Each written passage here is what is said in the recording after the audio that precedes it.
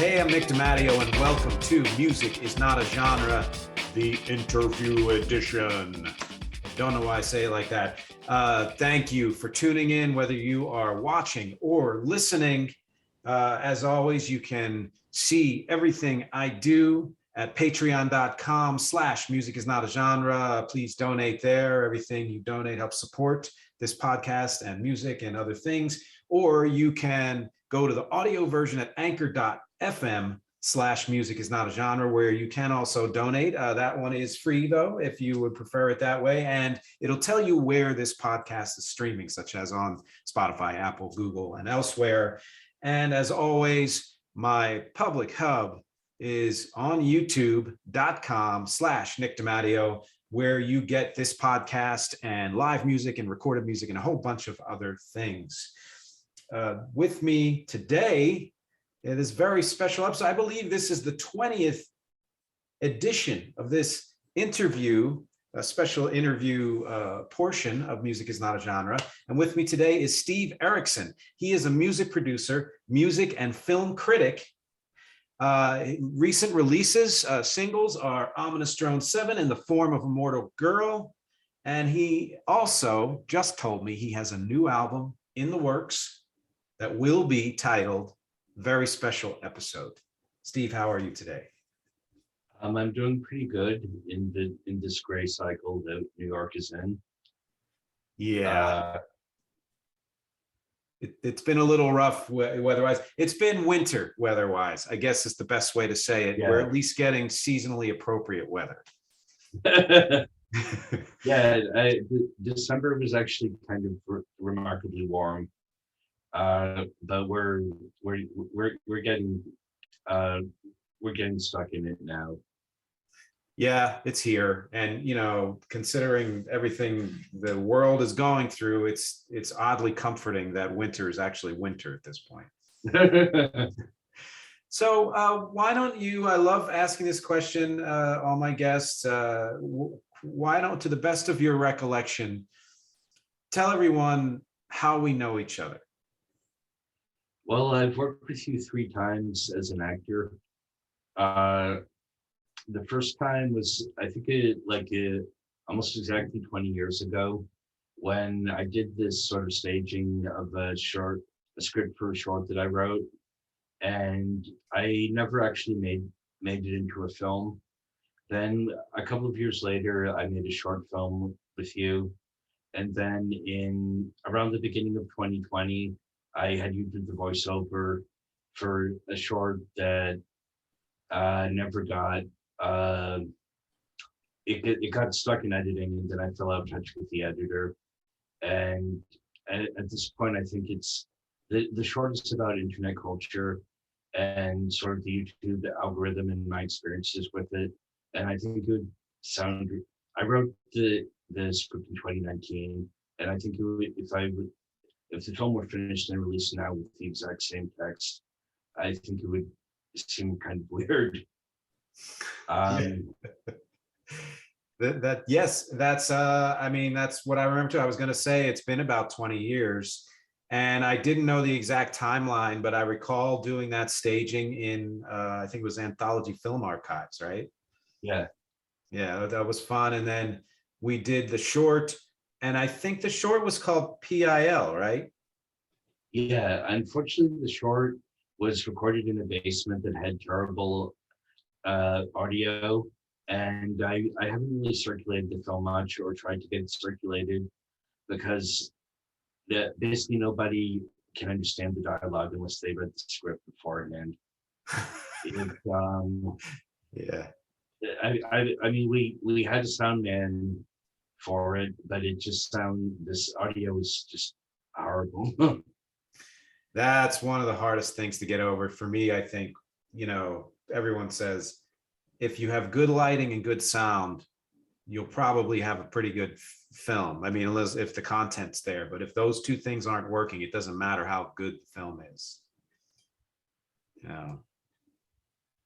So yeah, and then we've kind of connected here and there through the years, and then 2020 I did do that voiceover.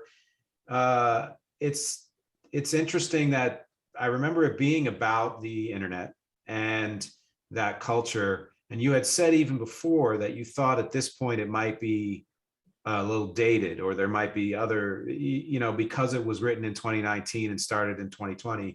So many things have happened since then, as usually happens, but especially in the last 2 years, that it might have to be reimagined or rewritten, or Yeah, well, the genesis of that project, although I don't refer to this, was the night where I got food poisoning shortly after Christmas in 2017, Oh, and I stayed up all night vomiting, and I was trying to distract myself, and I think I was up until 6 or 7 a.m., and I was just in front of YouTube, clicking on anything that I thought might make me feel better. And I watched all these prank videos, and they were just so obnoxious. And there were also many of them were either really, really fake, obviously fake, or they would have been quite dangerous if they weren't fake. Like storming in on your friend's house and claiming to be DEA agents conducting a drug raid. yeah. I'm pretty sure that was staged.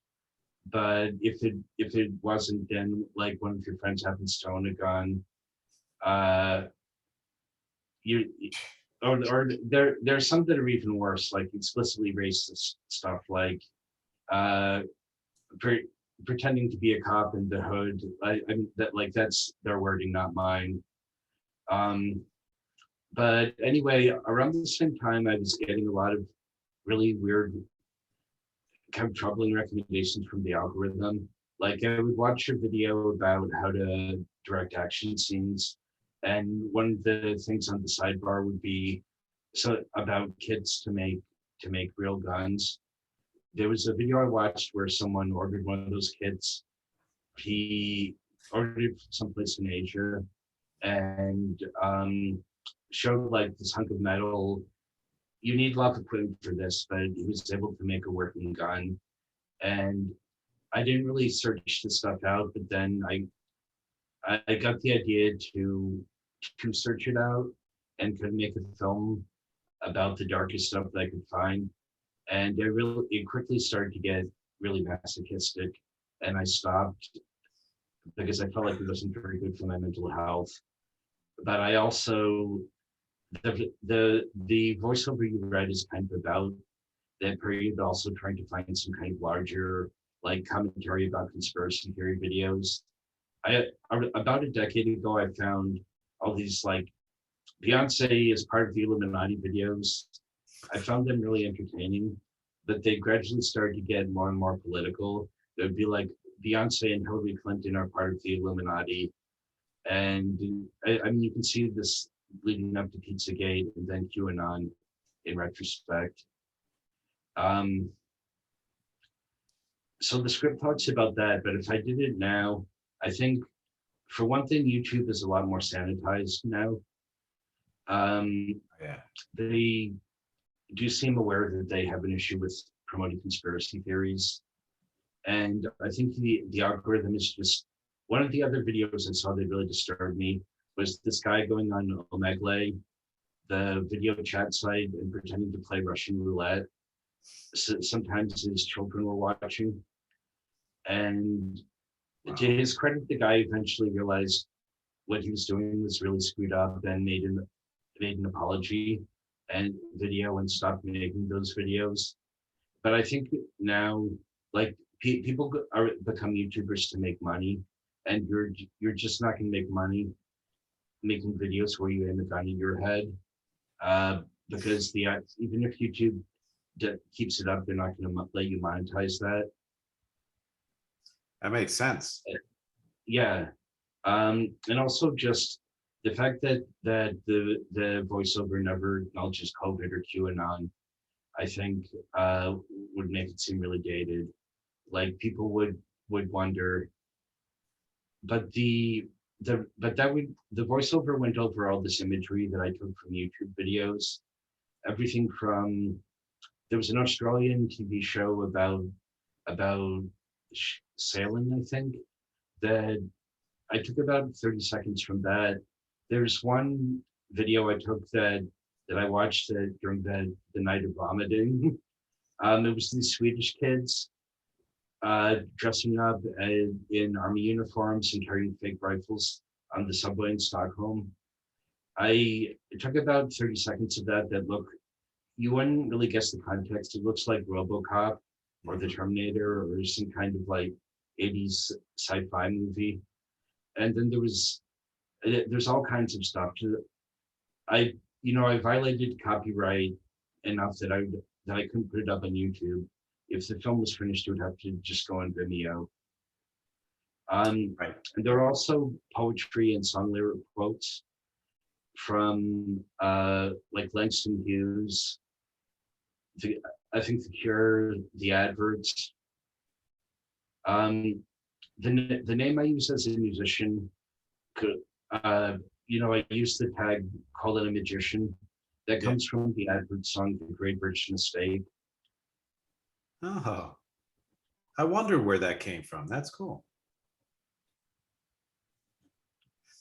And so I mean, I remember most of what you're describing there as far as this movie goes. And I can see why, especially not having mentioned COVID or QAnon, which we didn't obviously know at the time, that it would seem dated. Do you think that at any point, do you think the whole thing is just shot, or would it be worth reviving and updating? Well, the editor has moved back to New York, and I'm back in touch with her. But I think she's probably too busy to work on it right now.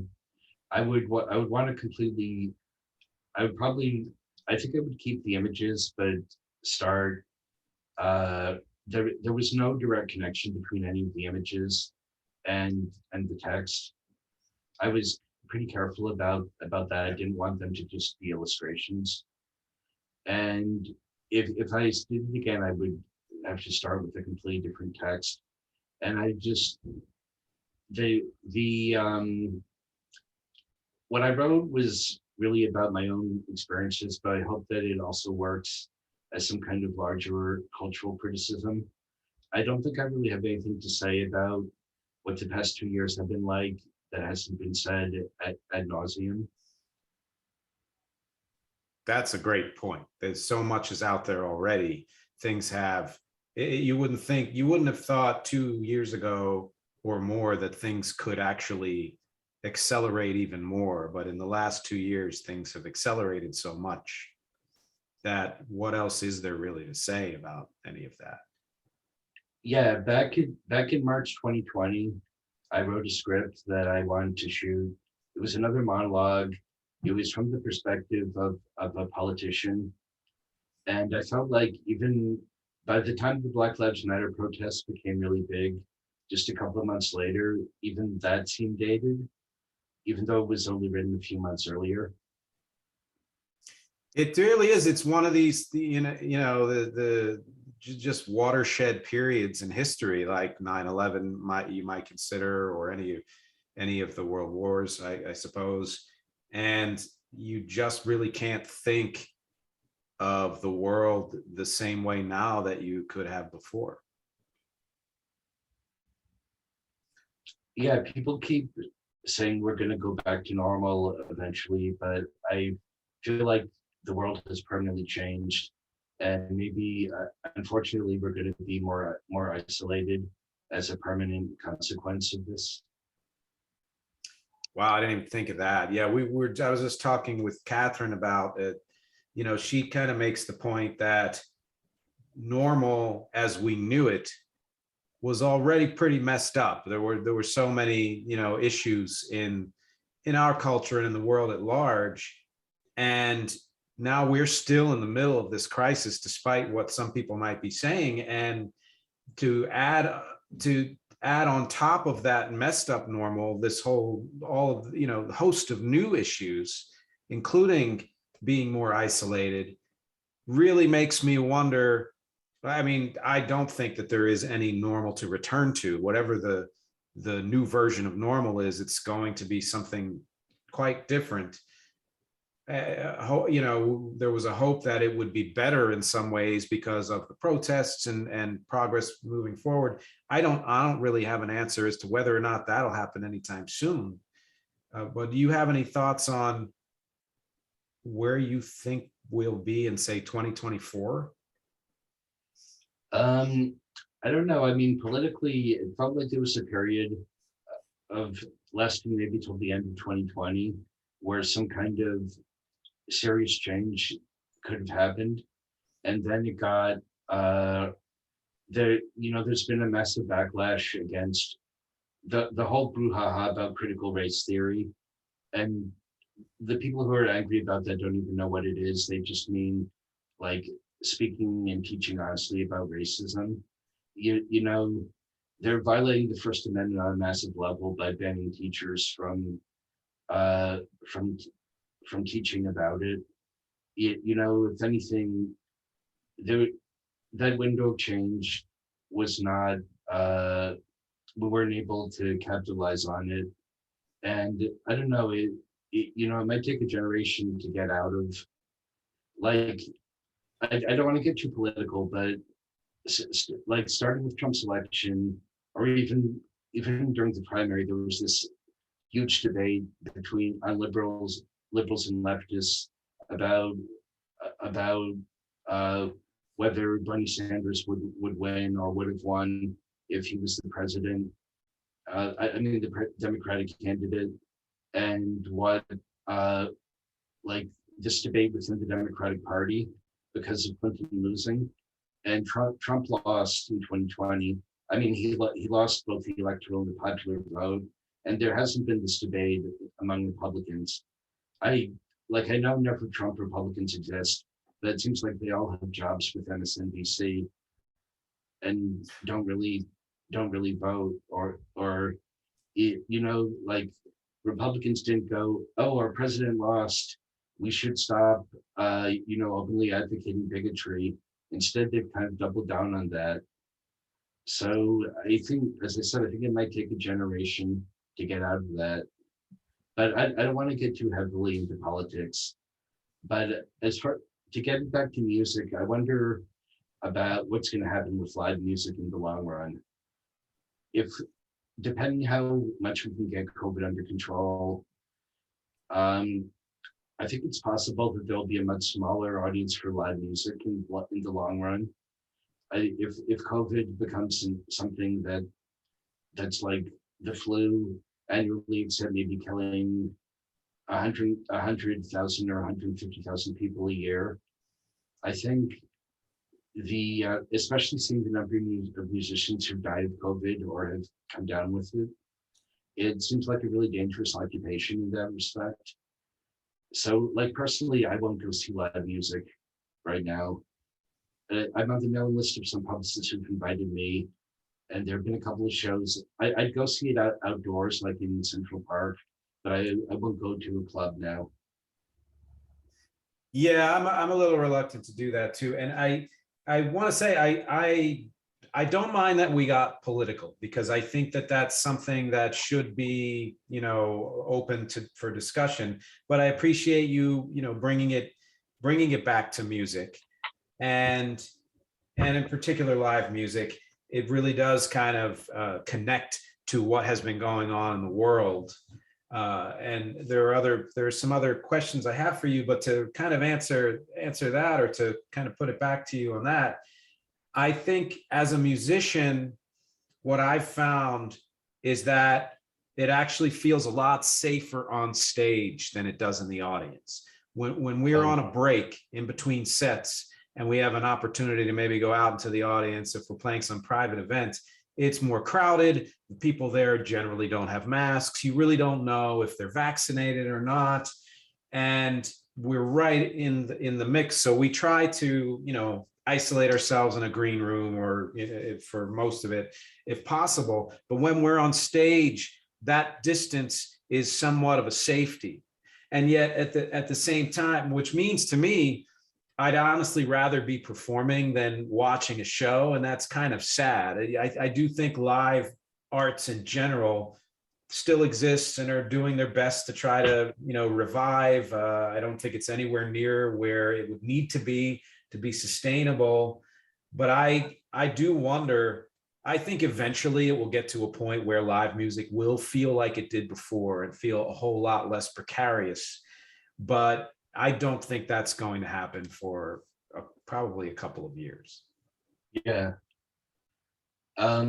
Like I would wonder about people singing along and, what particles they might be spreading by way of doing so. Also, if you go on a national tour, the same in New York, I'm sure you have to show proof of vaccination and photo ID to get in. But like I remember hearing last year about what's his name, that country's Morgan Wallen getting arrested in Nashville for drunk and disorderly after he got wasted at some bar in Nashville, and that was at the height of the pandemic, really, in like July or August of 2020. And I was thinking, you can still go to a bar in Nashville and drink all night. If you tour the South, that I'm sure their rules are a lot more lax, and they're also, it seems like there are a lot of people who are going around trolling in person, just being like, is it okay to swear? Just being like, screw you if you want me to wear a mask. And legally they might be able to go see live music if you play like Georgia or Florida. So that's a good point. I mean, we forget sometimes, living in a relatively safe area, how different other parts of the country are. So yeah, I could see a tour being more dangerous for musicians, and there are only certain safeguards that you can put in place, especially if you're playing smaller venues. I think it's even harder to control in a smaller venue. In a big venue, you can have some kind of proof, have the company behind it. But if you offer proof, ask for proof and all of that, a vaccination. But in smaller venues, if it's just some individual ownership and that owner is not necessarily on board with that, then you're kind of rolling the dice when you get there as to how safe it might be. yeah. So how often have you played live after the pandemic? Let's say, I would say last year, ooh, that's a great question, maybe 15 times, something like that. Oh, And all in this area. We had, there were some things booked that were out of the area that were canceled or postponed, but everything was in this area. And even then, depending on the part of the city or Long Island or upstate we would go to, we'd see different behavior. When we played nearer to the city, you would see more people in masks and certain protocols in the venue. Outside of the city, that tended to trickle away to the point where often you didn't even hear COVID mentioned or seen on any, signage. yeah. Were most of those gigs indoors? Yeah, I think about a third of them were outdoor, and then the rest were indoor.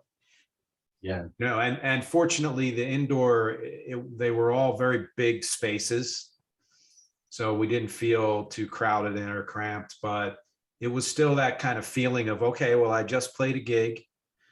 Let's see how I feel in the next 10 days. And fortunately, not a single one of us, got sick from that, nor did we hear of anyone getting sick from any of the places we played. But that, that might have been just luck. Yeah. And of course, if it becomes harder to play live, it becomes harder to make money off music, especially after the switch to streaming. And so, Yeah. if it's only for about 2 years, that may not make a huge difference, just simply in terms of how much music is made. But if it, or if, God forbid, we get a new variant that's even more contagious than Omicron, but also more dangerous, everything could be shut down for a year, for all we know. So it feels like, um, I don't know how much money you're making from Spotify. Like I've heard all these horror horror stories about getting 1 million streams for a song and making $5 off it, and that probably depends on your record deal, your publishing deal, all of that. But like I've heard that Bandcamp Friday became a really, which I think they ended at in December, last December, was something that a lot of musicians really relied on. There is a And yeah. So there is a difference. I interviewed someone last year who was very, I mean, very anti-streaming services, and he's been in the business creating recorded music for over 30 years and has his own following, and does live DJ shows and things like that. But he will over and above promote his Bandcamp and release everything on Bandcamp, and maybe now and then release something to the major streaming services for whether maybe it's a collaboration with another artist who wants it there. But he really it's something we've known for a while, how difficult it is to make money. I mean, I've probably gotten a total of a million plays across the world, and I mean, the money that you make from that is, you'd laugh at how much that those streams garner. It's partly because if you are a smaller market artist, you get a smaller piece of that pie, even if the number of streams you're getting is exactly the same as some other famous artist. The algorithm and the deals and everything are weighed more towards them getting a bigger piece of the pie. And at the same time, unless you have a great marketing machine behind you, or money for advertising, or you're touring and beating to death your Bandcamp page, it's a lot harder to get multiple streams on Bandcamp than it is on the streaming services, just simply because the streaming services are everywhere. So yeah. It's a real catch-22. Do one, you're gonna suffer. Do another, you suffer in a different way. Well, with Spotify, given how much bigger they are than Bandcamp, I'm sure they could easily afford to do their own equivalent of Bandcamp Friday. Oh yeah. Where one day a month the musicians or whoever owns the rights, in most cases it's probably a label, gets 100% of the profits for that day. Like their chairman recently invested $100 million in the weapons industry. So he certainly has money to throw around. He could have, divided that money. He could have divided that money in among like the bottom 50% of artists on Spotify. Then to me, that brings up a larger point, and it's kind of why, in a way, I'm happy that we started off speaking so politically, and that is that you can get as far away from politics as you want by talking about, let's say, music and how music is made. But when it comes to music existing in the real world, the minute you start talking about making a living, politics enters into it. And by that, I mean the income inequality and the disparity is greater, I think, than it's ever been in at least 100 years, if not ever, in this country. And the people who have money, through deregulation and everything that's happened over the last several decades in the government, have no inclination to share the wealth in any way or benefit anybody else, unless they happen to be someone who has that kind of philanthropic bent to them, which again is just their choice. Then you can be at the top of an Amazon or a Spotify or any of those, and have enough money to actually, like you said, assist people way down on the chain, in this case, indie musicians, in actually making a living, or at least making enough to pay some bills. But there's no structure in place to compel or mandate that that's where that money goes. So we all just cross our fingers and hope that they do it. Well, one thing I'd say, it's pretty much impossible to get your music heard beyond a certain level, and like to the point where you could possibly make a living at it without becoming part of all these really awful corporations like Google and Spotify. Like I think back about Fugazi in the late 80s and early 90s, how they put out their own music. They charged $5 for concert tickets. They had a sticker, I think, on their CDs saying don't pay more than $12. Right. And they never made a music video. And at the same time, they were big enough that they probably were selling about 300,000 albums. They're at this point, they if they wanted to get their album certified gold, they might qualify. But they were able to do that with absolutely no involvement with major labels. And but now, even if there's no label involvement whatsoever, you have to put your music up on Apple, YouTube, Spotify. So there's no way to get around dealing with all these corporations. Yeah, it's everything's kind of being funneled in that direction, or in directions like indie Bandcamp and your own website, or word of mouth, or if you happen to get lucky enough to get something viral going on TikTok, and to base a career on luck, is it's demoralizing. And what can we Well, do? also with TikTok, it seems like there are a huge number of one-hit wonders, like artists who don't have any actual fans, and even a lot of people may not even have heard their entire song. I don't have TikTok myself. I've gone to the website a few times and gone, oh, here's a bunch of minute-long videos of teenagers dancing to pop music, and didn't find it at all interesting. But I can see it feel like there are all these subcultures. Like I read an article about some this new genre called sigil core, which is like a mix of trap music and hyperpop with references to the occult. And I found this artist called Lucifer, and that I'm not even sure what to think of his music, but it's really fragmented. Like no songs are longer than 2 minutes, and that seems really designed for TikTok. And then I looked him up on Spotify, and he has one song that has 40 million streams, which blew up on TikTok, and he signed to Atlantic Records. It seems like there are all these trends that, like, sea shanties were really big about it. I think about exactly a year ago on TikTok. There was one artist who got signed to, I think, Interscope, and got a gold single. This with the song Wellerman. But I feel like that was a fad that seems a lot longer than 2 years ago now. And if that guy never released a full album, or even I think a second major label single, and I feel like if he did, no one would be interested. You might So be that right.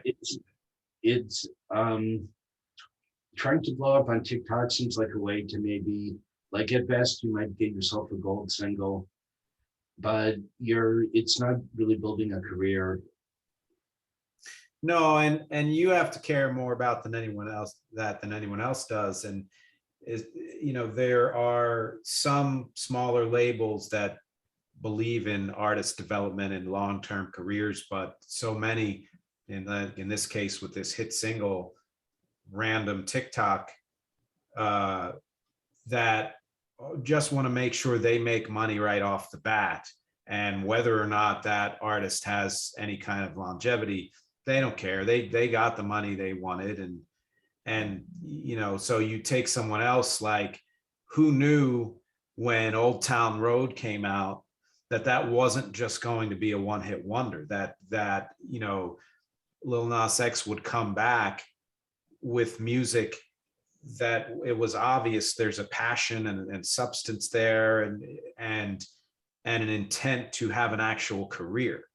And that comes more from the artist than the company. Yeah, well, he's brilliant at social media. and also coming up with ideas for music videos. But yeah, I never would have. He also, from his first EP seemed really rushed and impersonal. After he came out, I kind of got a sense of why it felt so impersonal. There's a lot more substance to what he's doing now. But yeah, I was sure Old Town Road would be like the Mambo #5 or the Macarena.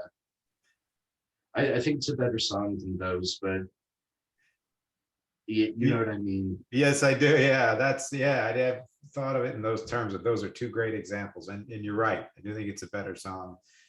I want to shift gears a little bit because, well, for a couple reasons. When we met, I knew you as a filmmaker, and yet at the same time, that short film we did, named after a famous post-punk band, kind of clued me into the fact that you had a pretty intense musical interest along with being a writer and a filmmaker and all of that. And I guess, well, you know what, I'm not going to make this a two-part question because I think the answers might be too long. So I'll just start with the first question related to that, which is, how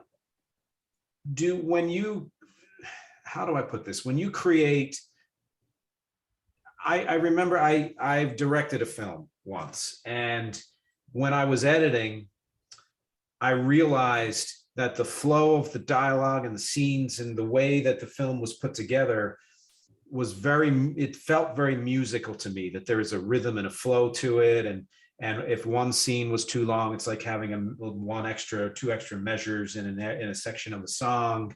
And so I thought about it in that way, and that helped me kind of get some kind of cohesion for the final edit of that film. Not to mention, I threw in as much indie music as I possibly could in the film, which is a different way of making it musical. How important is music in general in the films you've conceived or made, and does that kind of filter in at all through the way that you put a film together? Well, I've never actually played music into films, basically because I wasn't making my own then, and I didn't have enough money to get the rights to anything. But I often used references to songs or quotes from their lyrics put into the dialogue. Yeah.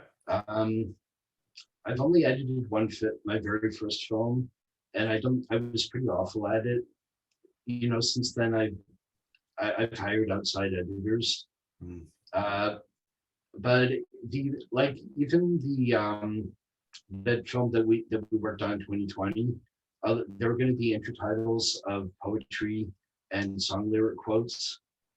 They were all about the sea and drowning, and that was kind of a metaphor for being online. But there was the adverts have a song called "Drowning Men," and I think there were going to be 3 quotes from them. And I was already thinking about making my own music then. I think Crossing the Red Sea with the adverts is just like one of the best and most underrated British punk albums. I think it came out in 1978.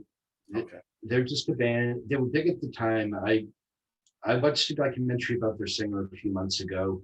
He's kept on making music right up to the present day. Like, he drives around England and shows up at pubs to play acoustic guitar. Oh. But they had a period where they were rock stars for about a year in England, and then their second album flopped, and then he had a solo career that also flopped. But yeah, I found that album really inspiring. But if I had a bigger budget, I would use music in the films themselves. But now I would write my own music for it. It's kind of a bucket list goal to compose the score for a horror movie. Yeah. Or compose a score for a horror movie. Yeah. Yeah. I could see that. And that brings me to the next thing anyway, which is we've exchanged music quite frequently over the last year or two. And when I've listened to the music that you have released, which by the way, callinamagician.bandcamp.com. There'll be a link below. You can hear everything that musically that Steve does. I have found, I guess, the two ways I would describe your music, and it's very broad because each song has its own unique kind of quality to it.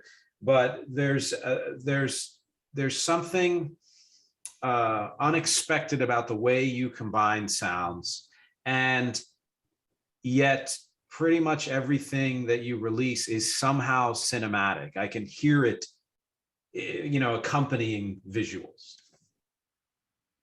Yeah, I think a lot in terms of composing imaginary soundtracks.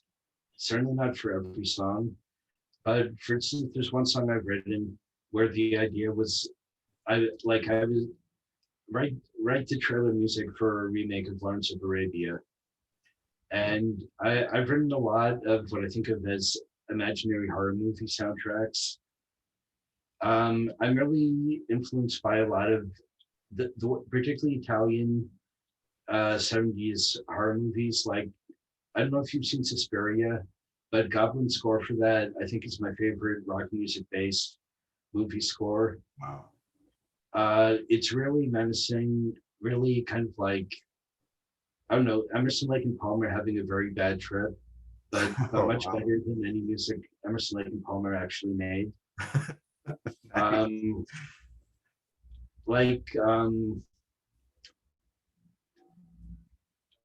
Yeah, the first song I've written for my new album is mostly, there's no percussion on it, it's mostly layers of organ sounds, and it kind of sounds like a hymn, but it also sounds very, very ominous. I love that. I'm looking forward to hearing that. And that's interesting. You say that it's mostly organ. One thing I've noticed about how you put your compositions together is that you don't seem to be confined by convention in terms of a song being a song, in that not just structurally in how it flows, but your choice of instruments is not, well, this has to be bass and drums and keyboards and or guitar. They're often, your percussion is often as right on a par with anything else that's going on in the song. And when I think of creating a song, I usually have this visual in my head of, okay, it's drums, bass, guitar, keys, vocals, and you have more of a, I wouldn't even know how to describe it. You should all out there just listen to it and see if you agree with me or not. But it just seems like that's how there's a different way that you put things together. Well, I can say one thing I try to avoid is like having the percussion being snare, kick, hi-hat. If I kind of have a rule that if I use any of those drum sounds, I will only use one of them. So the song that I'm working on now has some Foley effects used as drum programming, and it has out of those drums I mentioned, it has the snare, but it also has this like 808 cowbell sound, and but there's also a sample on it that kind of sounds like a turntable, although that's not totally what it is. And I think that was also some Foley effect I found. But yeah, but part of that is like the DAW that I use came with about 2,000 presets, but I only like about 100 of them. Most of them are kind of painfully tinny. I've downloaded sample packs and sound fonts since then, but there are a lot of, I only have about 3 piano sounds that sound at all realistic. I think sometimes really cheesy synthesizer sounds can sound cool, particularly if you're trying to evoke 80s synth pop. or 90s video game music. Oh yeah. Yeah, and it's how you manipulate the sound that makes the difference too. I found when I first started recording, in the can here in the, digitally, which was a good 20 years ago now, maybe a little more. I at first was overwhelmed because I had just done a studio recording, and the engineer was really into digital recording. So he gave me just a whole bunch of plugins and all of that. And I was on Logic at the time. And I thought, well, how the hell am I going to make decisions as to what I want to use or what I don't want to use, or what's me, or there's too many choices. And the more I put stuff together, the more that kind of same thing happened to me, where I could have, 10,000 options, but there were only about 100 of those that were my real go-tos. And that maybe meant that one song I would manipulate it to maybe sound a little different, but it was just style-wise and aesthetically, I would gravitate towards just a handful of drum sounds, a handful of keyboard sounds. Yeah, I mean, one thing I do, there are presets that on their own sound tinny, but if you put them through delay and distortion and phasing and slightly detune them, they sound much better. I actually won when I was, I think, 15. I won a spelling bee and bought a synthesizer with the prize money. Unfortunately, I took drum lessons and I played drums in a punk band when I was a teenager, but I should have, looking back, I wish that I had taken piano lessons and really learned how to play keyboards. I was more interested in, I guess, what would now be called sound design, like trying to program my own sounds, but I could barely, I could barely play it. So that was something I gave up when I was about 16 or 17, and I returned to making music more than 30 years later. But I still have a lot of those experiences in mind. I wish that software for making music where you don't need the technical skill to be able to play a melody on keyboard in the right time, or you can like automatically go click C minor ninth chord rather than having to play it. And Right. I uh, I wish those things had been available back in the 80s. A friend of mine actually bought a sampler inspired by Public Enemy, and I would sometimes go to his house and fool around. But I remember it came with something like 50 floppy disks that had each sound you might want. Like there was one disc that had bass sounds, and another for choir vocals.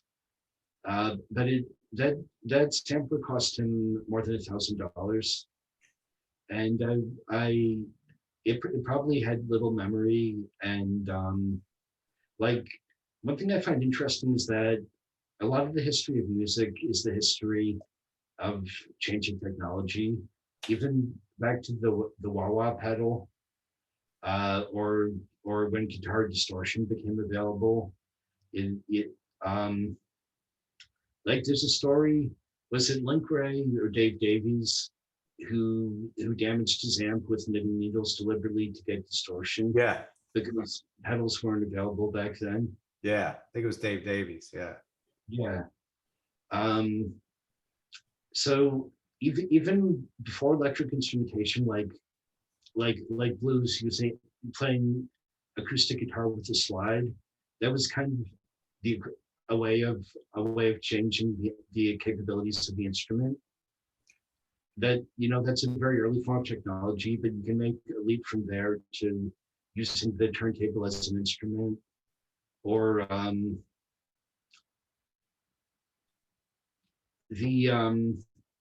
there's all kinds of possibilities that weren't necessarily intended when instruments were invented, or even just the fact that amplification adds a slight microtonal element because there's a slight, especially if it's distorted, it brings out frequencies that are slightly off from just playing a note on an acoustic instrument without any amplification. It's, I did an episode of the podcast a year or two ago on how technology, the relationship between technology and music, and how in many cases technology drives the development of music, and the changes happen because the pioneers start because they could afford it, or someone had a friend had something. Eventually it becomes affordable to the point of that becomes the new way of creating music, or it filters into all other kinds of music as well. Even if you're playing rock music, then certain kinds of sequencing or synthesizing entered into that in the in the 70s especially. And that it was this kind of twin idea of technology and affordability that really pushed forward music. When beatboxes, which became drum machines, became affordable enough for enough people to use them, that changed how new wave and hip hop and all of that developed in the 80s. Yeah, there's a video from the early 80s of the rapper Ramsey rapping over the drum break from Billy Squier's Big Beat, which has been sampled all over the place. But this was before, I think the Fairlight was the only sampler that was on the market then, and it cost something like $15,000. So his DJ just went back and forth between that section of the song and two turntables. And honestly, the Fairlight was really limited. Like, I love the first song by The Art of Noise, but I find it really fascinating because their use of samples is very staccato. And that's because the Fairlight had no memory, basically. So they would, if you play there's a lot of horn samples on that are just really like in there, and then they slam you. And that's because they had like 1 second of memory. Right. And so the length of the sound, took up more memory if it was a longer sample. Yeah. The Fairlight also, like, I've always thought that Peter Gabriel's fourth album sounds like he could use a remastering. There's something really, the sound levels seem really low on it. And I found out recently that that's because it was pretty much performed entirely on the Fairlight. And that at the time that had a really kind of lo-fi sound. That's interesting, because I do think that sometimes when new technology comes in, certain other aspects of music take one step back. A simple example would be digital music. MP3s, and even to some extent waves, are not as high quality as you might get on a CD, or if you're a fan of vinyl. And in the case of electronic music, certain elements became less dynamic because the initial iteration of those electronic sounds just didn't have the fullness that a band would, or that electronic sounds would maybe 10 years later. Yeah, I think also if you went to a club and heard a night of drum and bass or house music, it would sound much different there. Even if you heard the exact same records at home, at least if you were playing at moderate volume, because of the bass capacity that dance club speakers had, and of course the volume. You drive your neighbors nuts if you if you play drum and bass records at 90 decibels for 3 hours. But yeah, there's a quality there that often kind of got lost, particularly the more club oriented electronic music, that kind of got lost if you listen to it at home. Yeah, and we are all, I would say the vast majority of us at this point are beholden to not just poor sound quality in the source, but the speakers themselves. I mean, most of the music, I have speakers back here, which are my studio monitors, which are very good quality, but I just recently got them last year.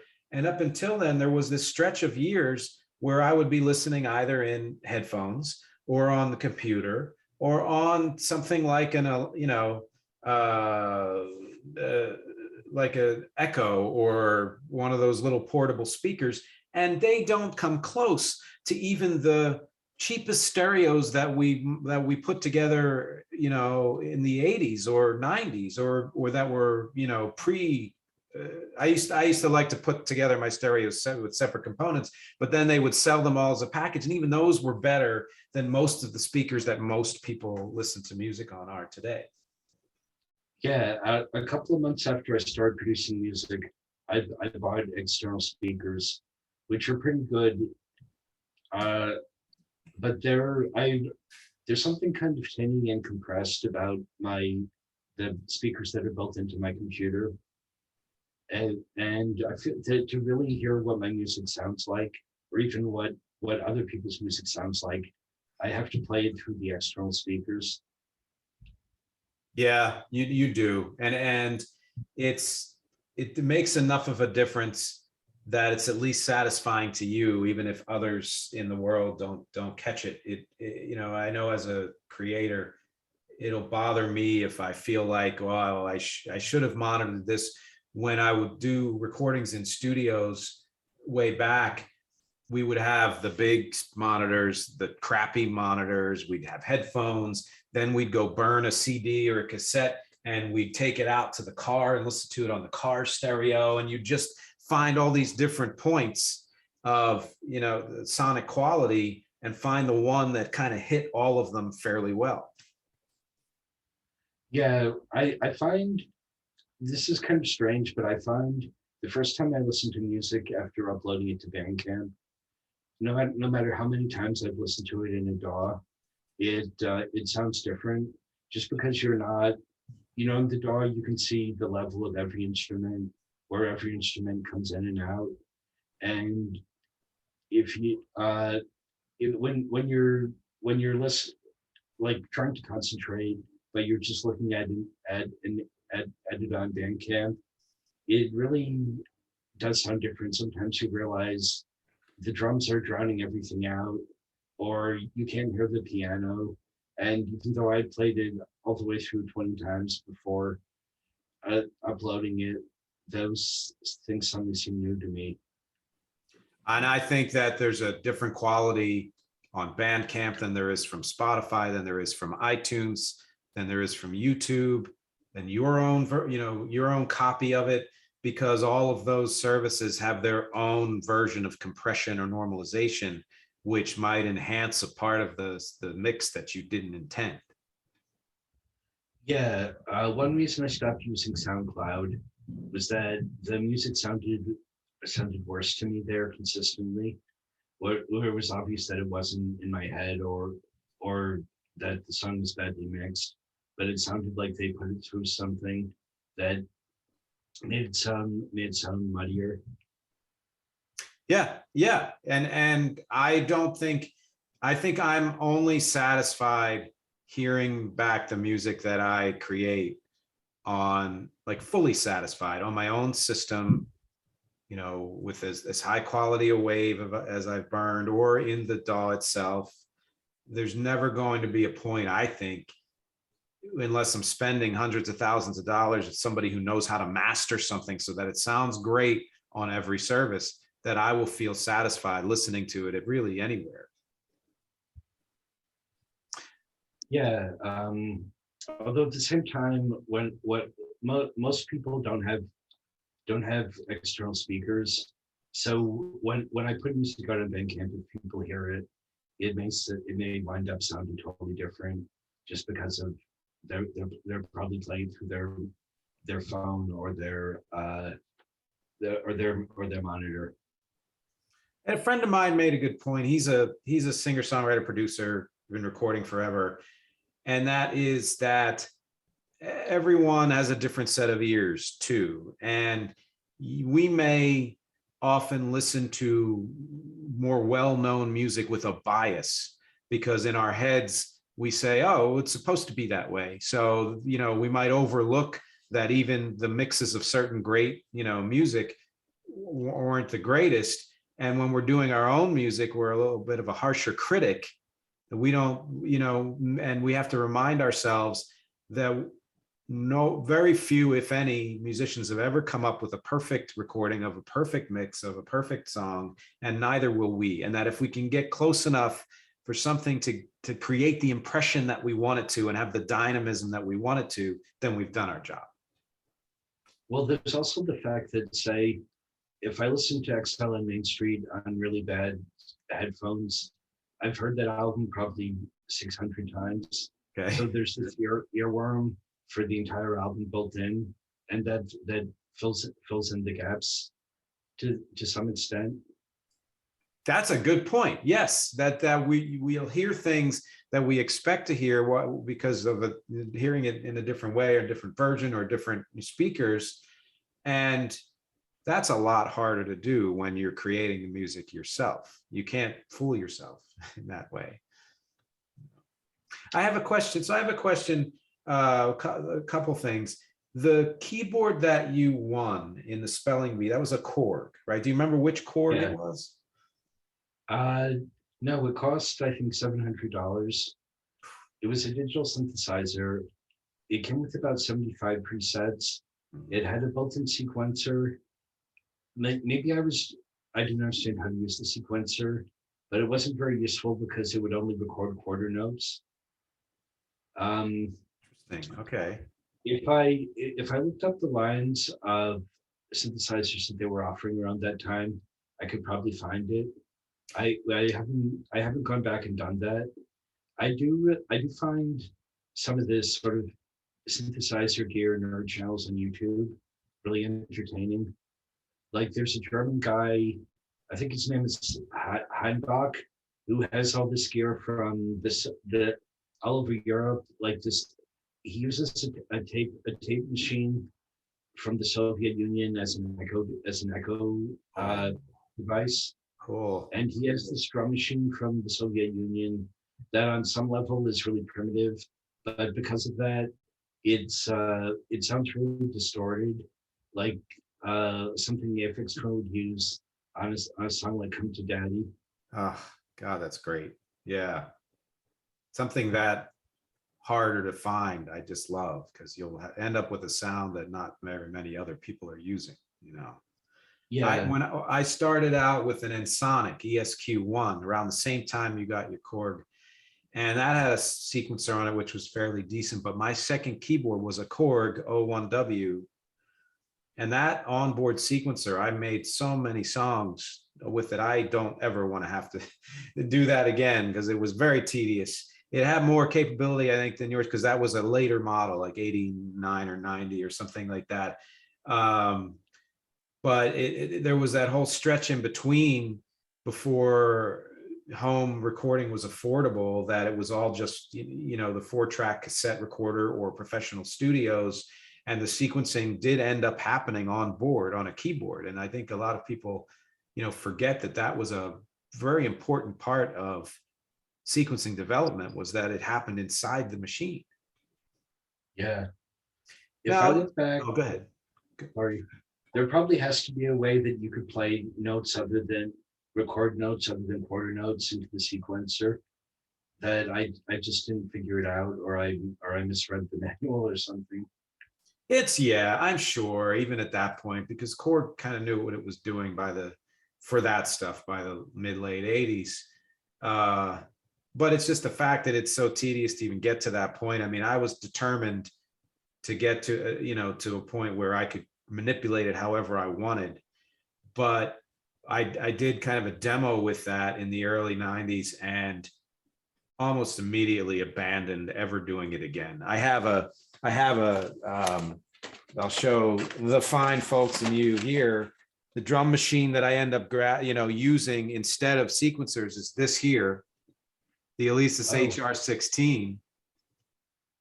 And that has an onboard sequencer. You have to do what you have to do, but you're only doing the drums. So eventually you can kind of get your patterns and your fills and your riffs and all of that taken care of. But even that, at a certain point, I ended up saying I'm only doing live, and I did live for a while until I was, really got into digital recording, and from Logic, I went to Ableton, and I've never looked back because they've just made it incredibly easy, like you said before, to do what used to take hours, days, weeks to do in the 80s and 90s. I've noticed there's been a general move away from bands towards solo projects, even if it's like I don't think Japanese Breakfast. I don't think Michelle Zahner literally plays every instrument on her records, but she plays most of them, writes all the songs, and the entire session musicians. And I think a lot of that came from the expense of recording live drums and the fact that if, like, I'm just sitting in my apartment, I can't even playing electric guitar beyond the very lowest volume. I don't know how to play guitar or own one. But if I did, I would incorporate that into my music. But I would have to play it at very low volume, sitting in my apartment without driving my neighbors crazy. And if you live in an apartment, you really can't put a drum set there.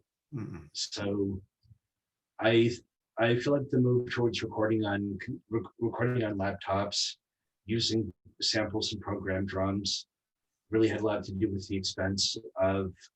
Also, I don't know how many people can afford a recording space, especially as it gets more and more expensive to live in big cities, to have to pay your rent and then also have to pay rent on a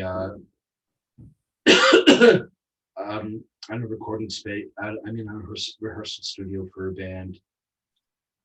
Yeah, it's too much.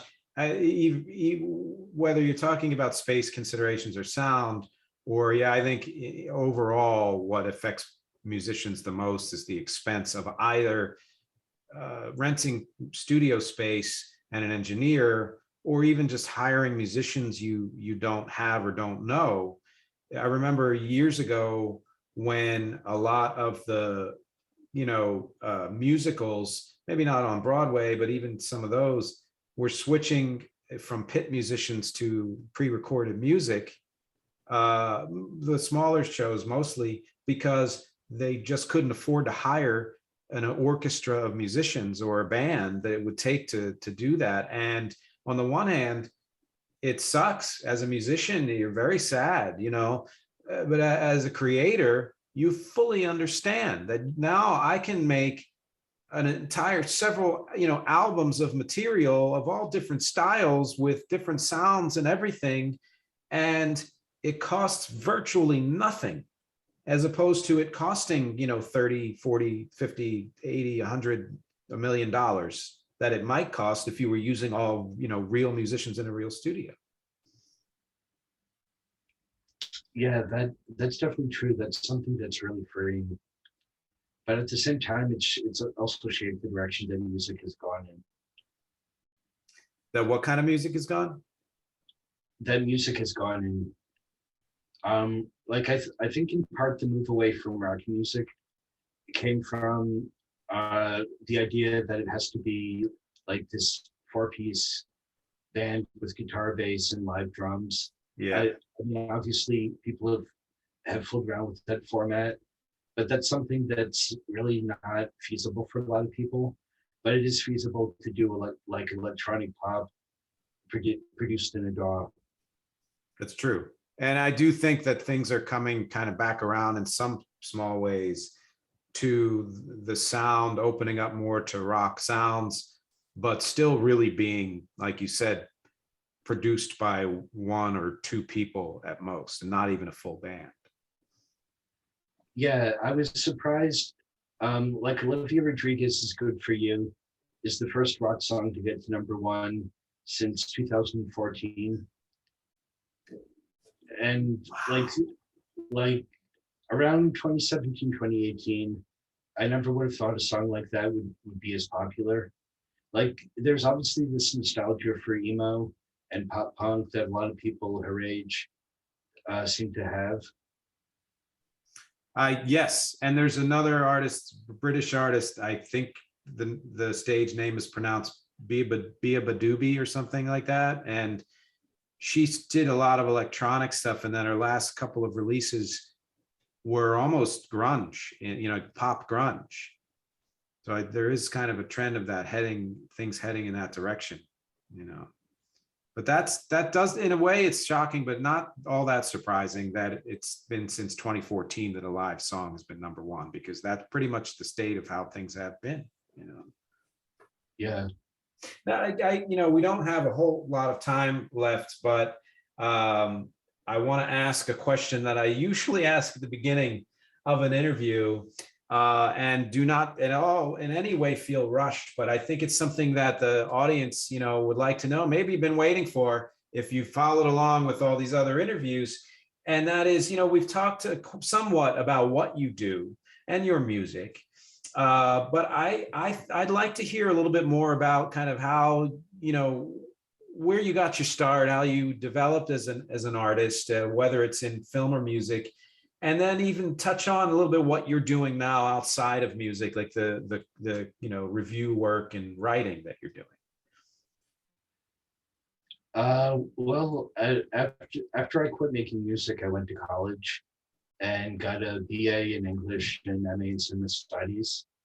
I've worked in movie theaters. I've been writing film criticism since 1997.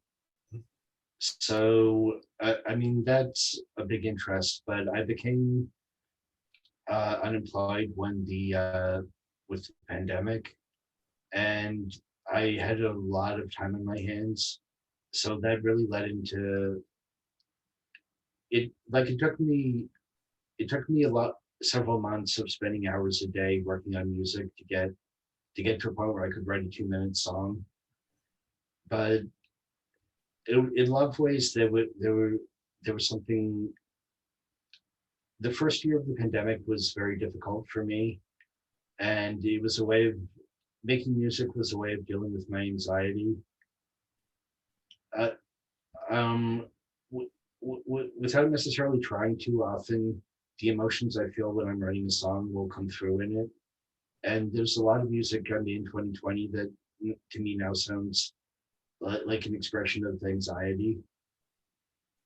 I can understand that. But Yeah. I've also programmed 2 film retrospectives. I felt trapped in a lot of ways by the pandemic. It feels like I can do a ton of things within my apartment, but I mean, obviously things have changed since the first year, and it's more possible to get out, but it still hasn't gone back to the bad old days. No. But the amount of free time that I had certainly led into making a lot of music.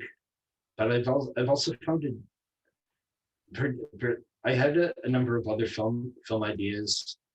There was an idea for a short horror movie about a couple who are trapped in their house during the pandemic, and they have a small child who is acting up, and they become convinced that the child is possessed, and they go on YouTube and watch DIY exorcism videos. But I tried writing it, and I just couldn't get more than about a page done.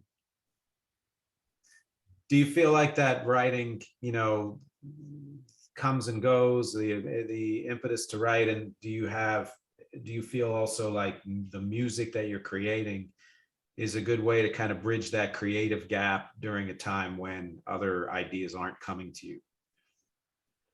Yeah, what I would say, filmmaking, even at its cheapest, is pretty expensive. Like I bought a microphone, I bought speakers, I've downloaded some sample packs, but all of that came to a total of less than $500.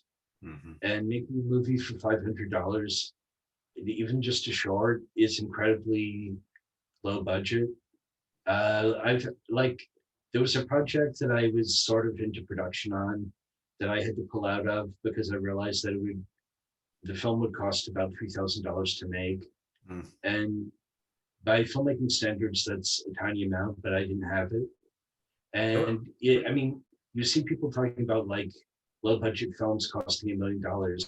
If you think about that's a huge amount of money, Yeah. and that's also probably few musicians, unless they're on the level of, say, Post Malone or Drake, spend $1 million recording an album. Right.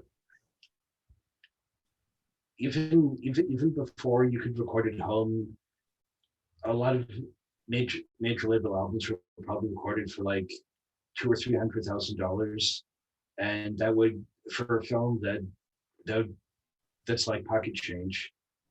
Or you could But even do like indie music for 5 or 10,000 or 20 or 3,000, like you said, and that makes enough of an impact that it gets an audience, and the audience doesn't perceive it as, well, this is just shitty budget, and it doesn't hold a candle to other stuff. They take it for what it is, and that's much harder to do with film.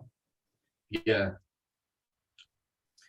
Now, so we're coming to the end here, and I'm trying something new with all of my podcast episodes, which I want to continue with the interviews. I wish I had done it before, and that is that since you're a music creator, I would like to, instead of using my normal theme music, play out this interview with a song of yours that you would like people to listen to on their way to finishing up watching this video.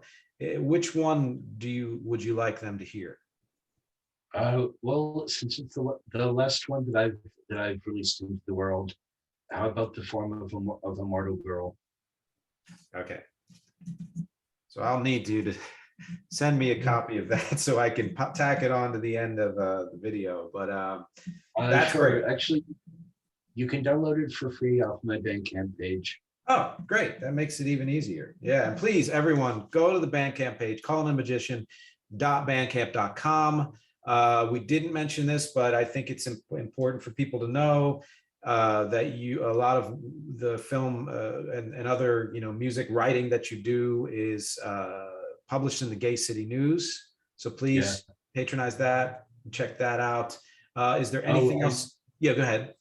I can also give you a link to my blog, which has links to all my writing. It would probably be best to email that to you because it's spelled kind of weirdly. That's fine. That's great. I'll put it in the links below, along with everything else we talked about.